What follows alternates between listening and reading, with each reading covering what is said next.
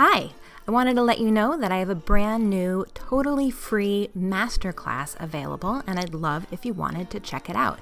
It's about an hour long, and it goes over 3 simple things that every dog owner needs to know in order to teach a dog quickly and easily without pain, force, a major time investment, or fancy equipment.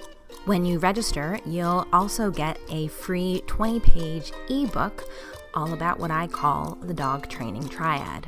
You can find it at anniegrossman.com/masterclass. And now for something completely different. Hi, my name is Annie Grossman, and I'm a dog trainer. This podcast is brought to you by School for the Dogs, a Manhattan-based facility I own and operate along with some of the city's finest dog trainers. During this podcast, we'll be answering your questions, geeking out on animal behavior, discussing pet trends, and interviewing industry experts. Welcome to School for the Dogs podcast. So, Mark Twain, satirist of the 19th century, one of my favorite writers, wrote the book A Connecticut Yankee in King Arthur's court. And it's a story about, it's a time travel story about a guy who gets bonked on the head and wakes up and thinks at first that he's in Bridgeport, Connecticut. But actually he's gone back in time from the 1800s to King Arthur's court, and he's in Camelot. He gets himself into trouble there. He's gonna be burned at the stake, and then he realizes that he had learned in school that in the year 528, the year that he found himself in, there was a solar eclipse. So he predicts this natural event, and he makes everyone believe that he caused it. I think about this book sometimes when I'm thinking about the process of adding a cue to a behavior that we want our dogs to know.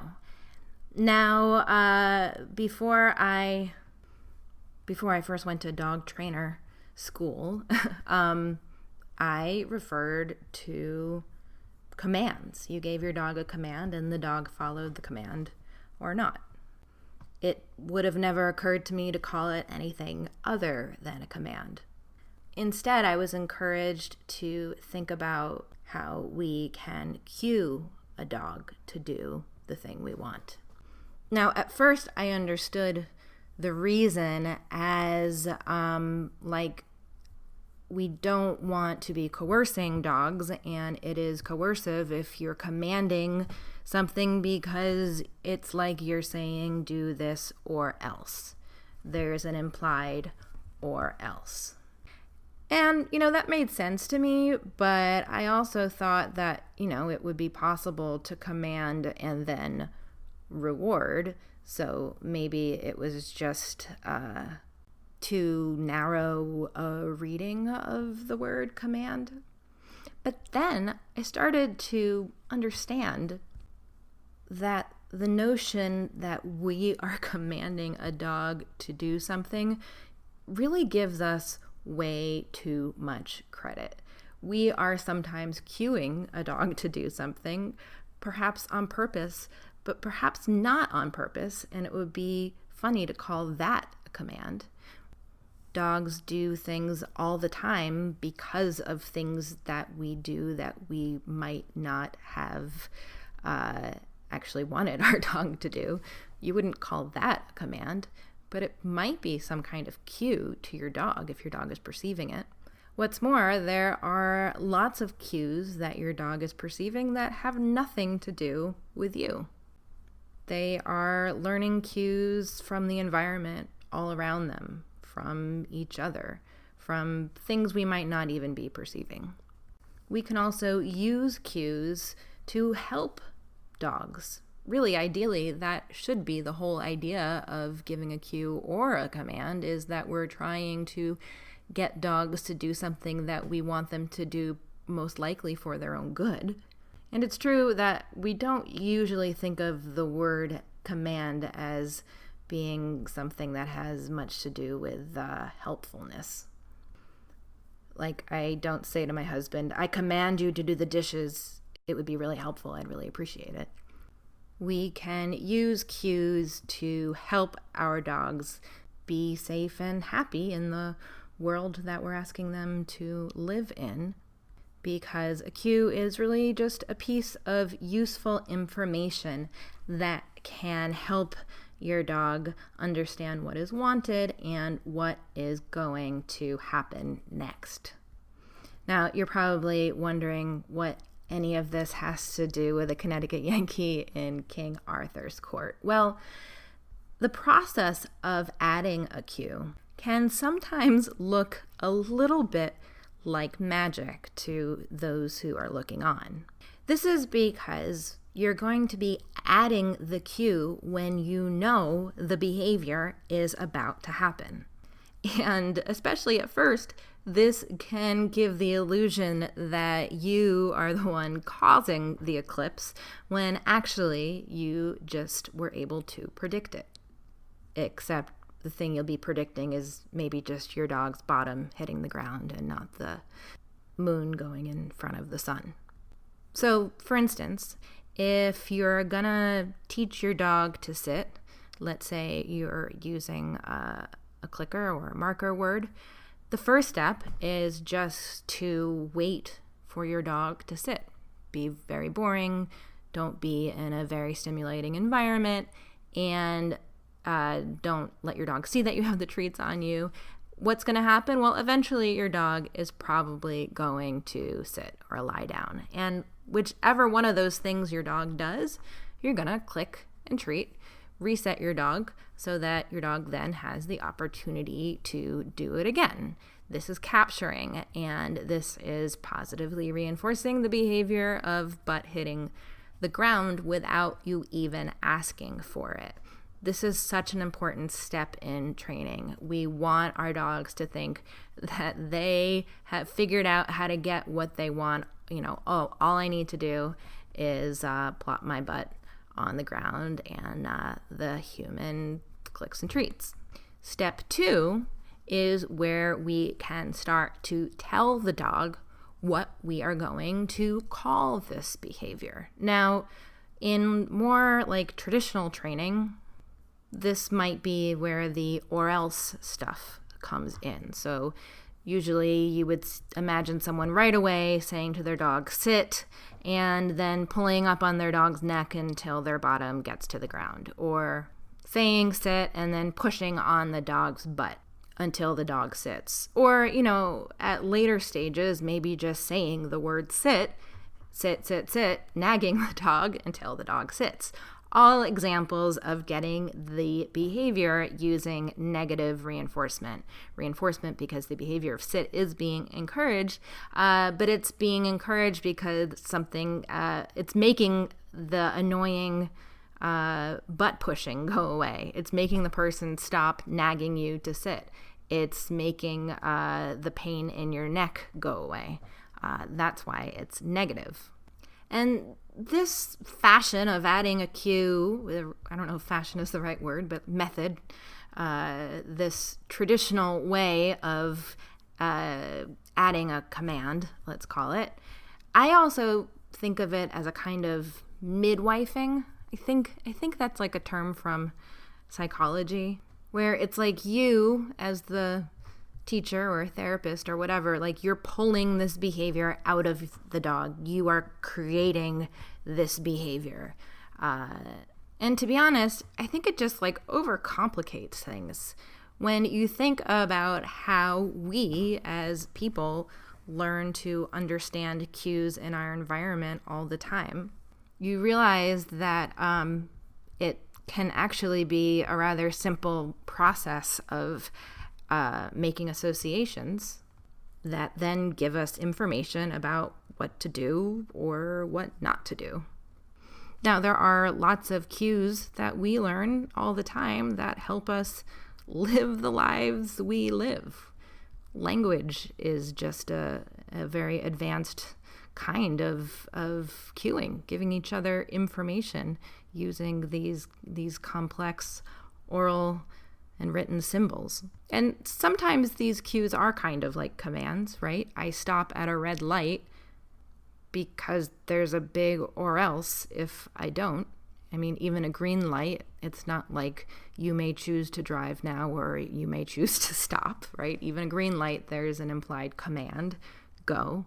But there are plenty of other times when there are cues that we might choose to ignore based on what our prerogative is at the time, right? Somebody might yell, lunchtime, everybody, and you decide to stay at your desk. You know, all throughout France, they have these green crosses whenever there's a pharmacy. And I always think, oh, that's such a nice, subtle, and clear cue that if I need toothpaste, this is a place I should go right now. But I don't have to go in. I'm just being given the information that may help me choose what I'm going to do. Now, that is not to say that when we are teaching cues to our dogs that they are optional, but two things. One, it's possible to get a dog who responds to the cue that you want your dog to respond to nearly 100% of the time without using this sort of or else style training. Two, you do want your dog to be making some choices for himself. With service dogs, there's something called trained disobedience, with the idea being, you don't want to cue your dog to do something dangerous. If you're blind, you might not see that there is a ditch right in front of you. So if you cue your dog to move forward, you don't want your dog to obey that cue no matter what. You want your dog to use some judgment. You want your dog to make the choice that that's not actually a good idea. Just like you are not controlled in some robotic way by the green light, there might be times where even though the light is green, you're going to stop in the middle of the street so that you don't hit a kid on his bike. It's like we are giving the animal the best possible information about what to do, and then we're trusting our animal to make the best possible decision about doing that thing. A lot of the time, we lure our dogs, and then that lure ends up becoming the cue. And luring, it could also be prompting, not necessarily being about using food. For instance, when I first started training my dog using a clicker and adding a cue in this way, I realized that I could get him to sit just by kind of leaning forward a little bit. And it really didn't matter what I said. I could have said popsicle stick. He wasn't even paying attention. He was just looking for my subtle little lean. And you probably have things like this with your dog too. A lot of people reflexively hold their fingers over their dog's nose to get the dog to sit, as if they were pinching food in their hands to hold it over the dog's nose. We call it like getting stuck in treat land. You are doing this motion long after your dog actually needs that lure, but your dog has learned that the cue for sitting is you holding your hand in this way. Think about what cues you're giving with your body. It can be useful to record yourself or to ask someone else to observe you when you cue your dog using cues that you regularly do. And, another thing about a cue is that you shouldn't have to repeat it. So to go back to our example of clicking a dog every time he sits, the process of adding the cue is going to be that you're just going to start to be attaching the word, or whatever your cue is. A cue doesn't have to be a word, but in this example, your word sit, you're going to say sit when you are pretty sure your dog is about to sit. It's important to have first got that rhythm going of knowing that your dog is going to sit 10, 12 times in a minute before you start inserting the word. Because remember, this is not about you eliciting the behavior with your words.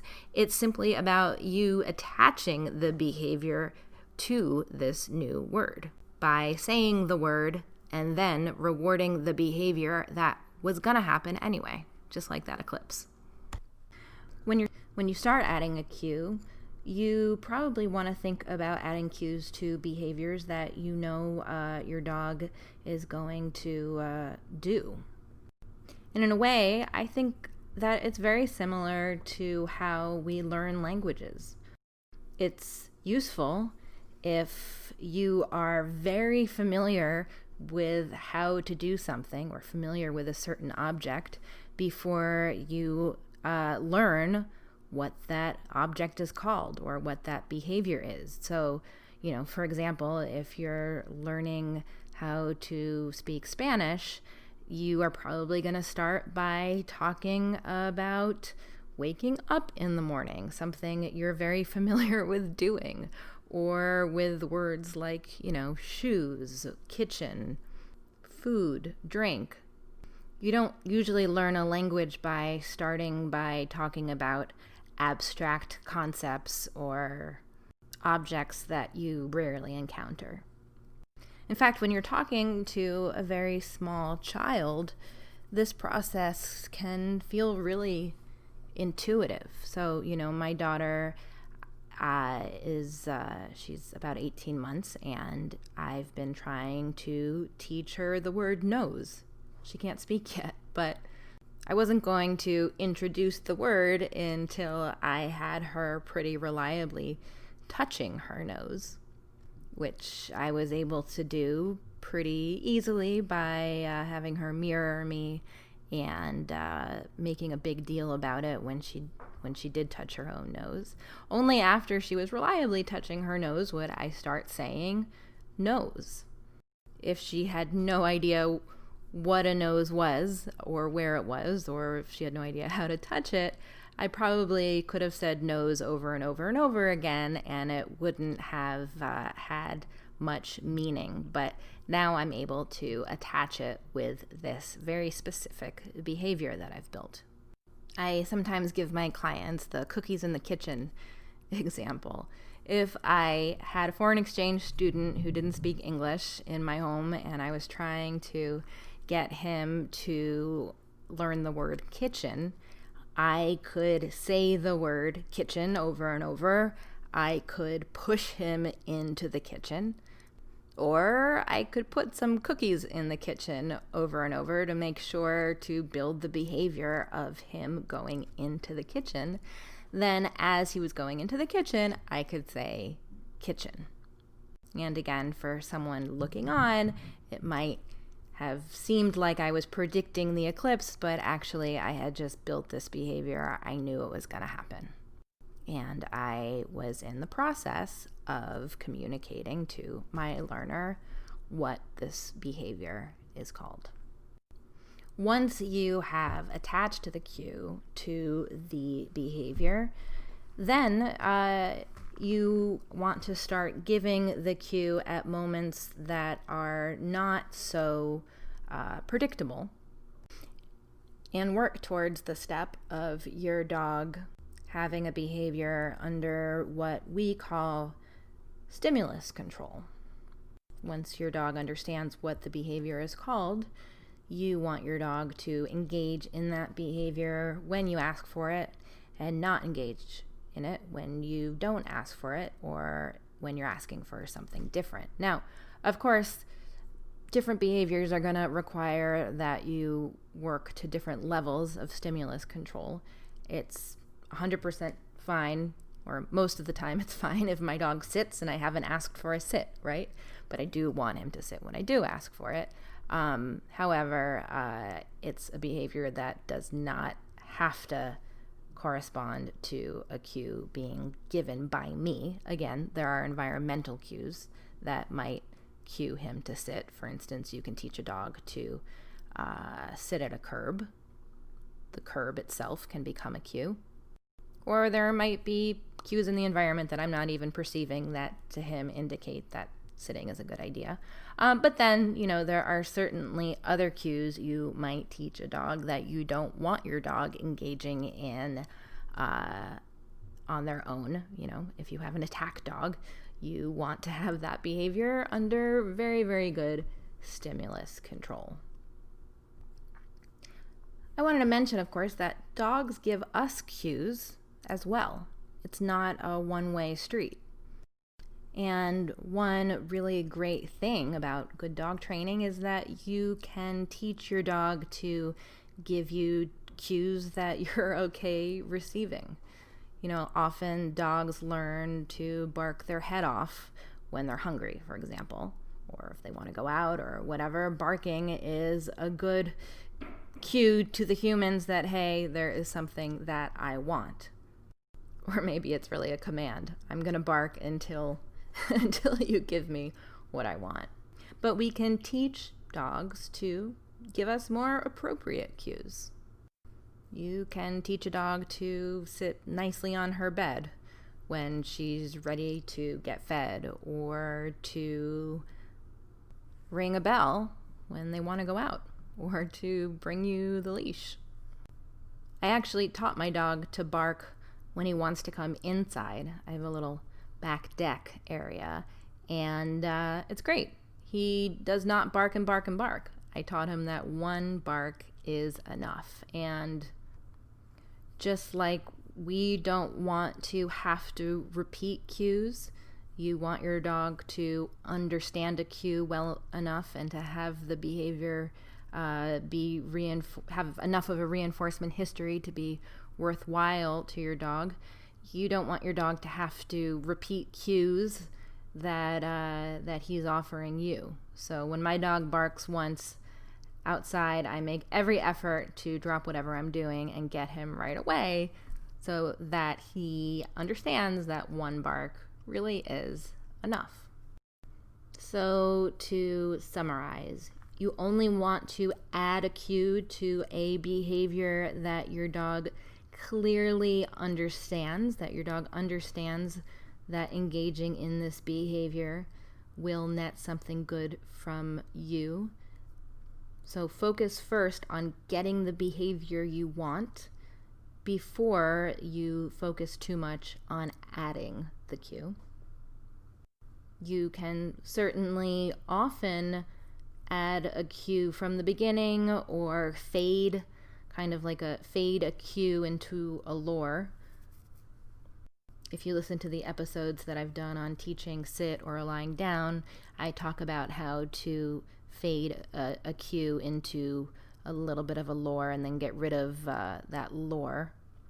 And there are times where I like adding a cue right from the beginning, but I am always thinking first about getting the behavior that I want, making that behavior worthwhile, before I'm turning too much of my focus to the cue and making sure that the cue is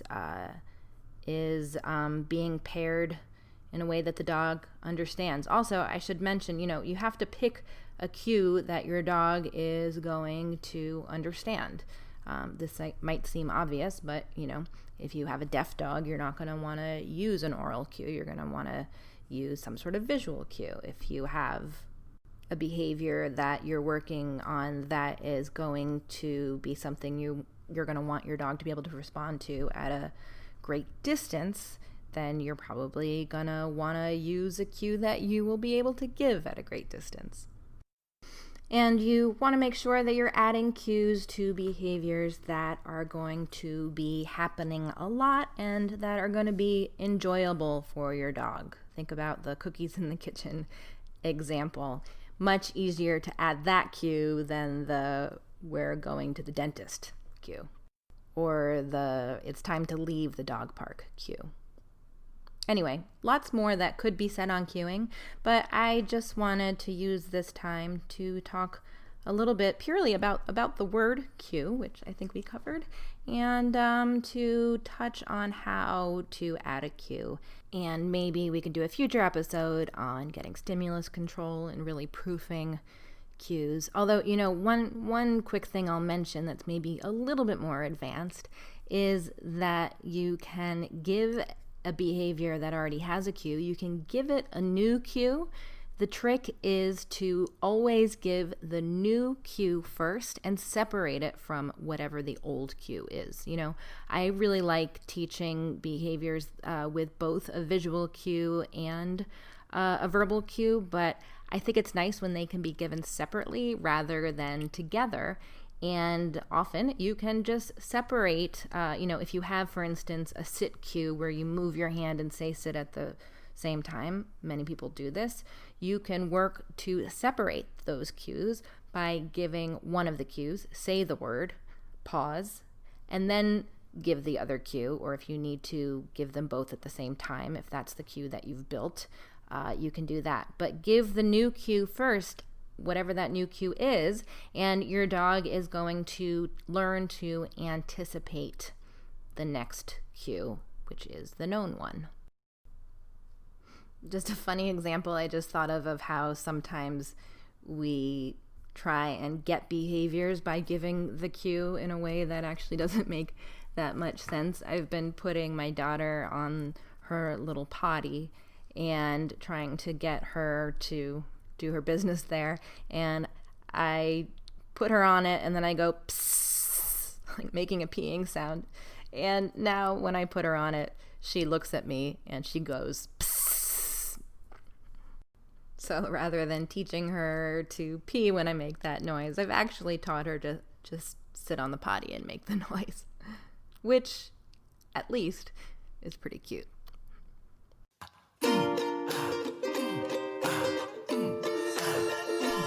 Thanks so much for listening. You can support School for the Dogs podcast by subscribing, leaving a 5-star review, telling your friends, and shopping in our online store. Learn more about School for the Dogs and sign up for lots of free training resources on our website, schoolforthedogs.com.